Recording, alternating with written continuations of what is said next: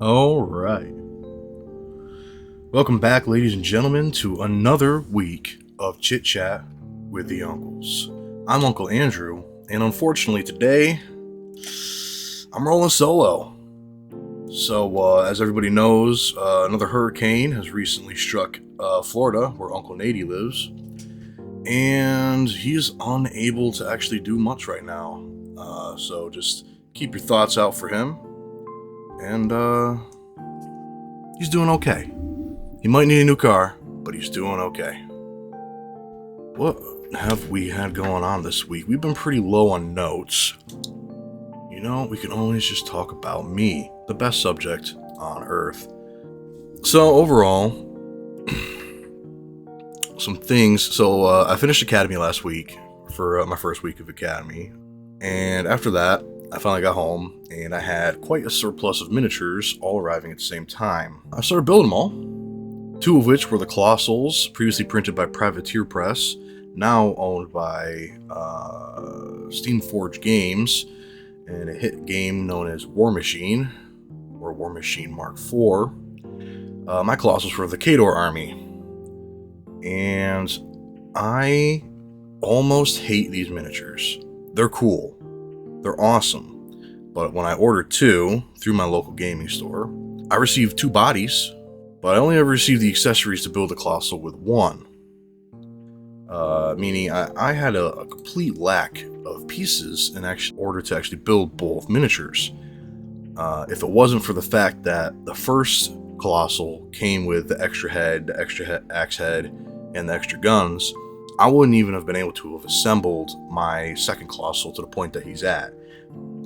But even with all those spare pieces from the first Colossal, I'm still missing the giant cannon for his back, which, you know, I've emailed Steamforge to ask them about it, and they're like, well, send us a picture of the miniature with all the missing pieces. And it's like, well, now that he's built, you're not going to believe me. You know, I built him with the spare pieces from the second guy. The best I can do is hopefully just get that cannon. I don't know if I'm going to get the cannon, and if so, I'm probably done purchasing miniatures for War Machine. It's not that I don't like War Machine. I think it's a great game. It's probably one of the most fun I've had in like a miniature tabletop game. More than Warhammer, more than really any of them. I don't really play a lot, but you know, Infinity kinda expensive, and I didn't like getting into it. I swear there's another miniature game that I have everything for, but I can't remember, so it can't be that important. So yeah, but you know, War Machine. I actually got into it with Mark III, built a Khador army. I actually have Khador, Ouroboros, Crix, and Scorn, and a couple little extras here and there. You know, I got a good box of mercenaries. I guess he's technically a mercenary too, because he is for like the pirate mercenary fleets. So yeah, he's a mercenary too. He's like one of the jacks, one of the lighter jacks. I'm not sure which one now that I'm thinking about it, but I don't want to say scallywag. So, you know, I've mostly just played on Mark IV rules. And that's mostly because when I actually got into Mark III was when Mark IV was about to come out. So I learned a little bit playing with Mark III, and then, you know, officially once Mark IV was out, it was like, that's it, we're just doing Mark IV. I was like, that's fine. I'll learn one set of rules, and I'll just roll with it. From what I understand, there is some other things that, you know, the older players miss that just kind of probably would have overcomplicated it from my perspective. So, you know, Mark IV works for me pretty well. So from what I understand, Demonologist has officially released a new map, and I'm going to try to give it a try. So onto the news overall. Again, we've had a pretty quiet week. We've seen the collapse of Concord. A 2-week-old game, I want to say. I'm not exactly sure its entire length of history from its official release, not including its beta time. Concord is done. They've refunded everybody, they've shut it down, and this is a very heavy failure that was kind of expected for Sony. They're, you know, trying to get into those like microtransaction markets, the massive player online stuff, where it's the basic Overwatch build, and you look at them. You got Lawbreakers, you got Crusaders or Paladins under Crusaders. You've got Apex Legends and Valorant, and it's just there's so many different types of these games saturating this market. It makes sense that somebody like Sony would want to try to hop on and claim that money for themselves, but it didn't work. This was a utter failure. I think at one point they had 96 players online and this is not for their best peak playing, but like at the point that at least the IGN reporter that I read about was getting on, so there was 96 other players on the servers. And while that probably means it has a pretty fluent, run, because there's not a lot of people, cutting that server up into millions of pieces, a little bit for everybody. 96 isn't enough to keep a game running, and because it's not a free-to-play game, like all the previously mentioned, it doesn't make it worth it. And it's definitely the downfall of what might have been a great game. It doesn't mean it's going to be the end of the game. It could just mean we're going to see modifications maybe in the future. Right now, there's no discussions of layoffs, but based off of how Microsoft has been running everything, this could definitely hurt the studio, whose name I don't know. So yeah, as I was saying, we haven't seen anything layoffs. This is the biggest problem when it comes to people just massively not caring for a particular game. It's not long term going to be affecting the parent company, which is Sony, or on the other side would be Microsoft. This is affecting the actual game studio themselves. So if there's going to be any repercussions, it's all going to fall onto Fireworks Studios. And you hate to see it, and even for a person like myself, I'm like, well, I'm not going to really care in the long run, because it's how many studios out there, how many games out there, how many I don't really care about playing. But they deserve chances, and in the current gaming market, that's just not how it really goes anymore. So the biggest issue that I have for it is just the fact that they're going to pay dramatically should Sony decide we got to cut ties. This is it, and they shut the studio down.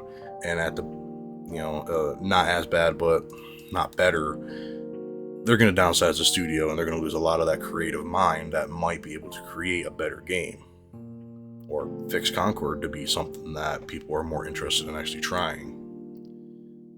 See, I hadn't actually heard of Concord prior to Uncle Nady bringing it up before, and I think it was kind of a general consensus that it wasn't even going to be a 5v5, shooter game. It was going to be an actual adventure, which I think a lot of us would have preferred. Again, because how many of those, even Rainbow Six Siege, just 5v5, shoot 'em up, it's just how many different versions of this are we going to get? And I think it would have been better just to even have a PvE, open world experience with those characters, where you could dive and delve into the backstory of the characters themselves. But we didn't get it, so it's all really down to just, we'll see what happens. On to better news. I did recently purchase some miniatures from a game called Archon Games, and I picked up 3 of their miniatures. 2 were walkers, 1 was a tank. It's called the Wolverine tank too. It's pretty dope, and they're awesome. They're big. I think the tank's technically bigger than a Chimera for the Imperial Guard in Warhammer 40k. I like it. I love it. I'm not entirely sure what I want to do with it. The walkers, because they're set for 120mm bases, I kind of want to design to be a proxy for my Khador Colossals, because they almost fit perfectly. They got the big smokestacks, and they're kind of cartoony in a way that they just fit. And I feel like they'd just be, kind of cool. Not tournament play per se, but, in the game store itself, can I proxy these guys? I can't see anybody being like, oh, no, you can't do that. And they don't have axes on them, so that'll be a oversight, I suppose, but, it's not bad. And then, yeah, after receiving this nice little horde of miniatures, I went back for my second week of Academy, this time taking miniatures with me. And I did get some painting done. I didn't finish anything, but I actually made some great progress on 3 particular individual miniatures that we might actually see posted on my socials relatively soon, because I got some great work done, which is wild to me because I was beat. I swear to God, I spent most of my time sleeping. But, silver linings. I got some painting done. And while I was up there, I swear to God, it's the greatest. Oh, I've been to the school already. I found the greatest pizza place ever. And it's not that their pizza was the best. It was good pizza. For me, it was their chicken wings.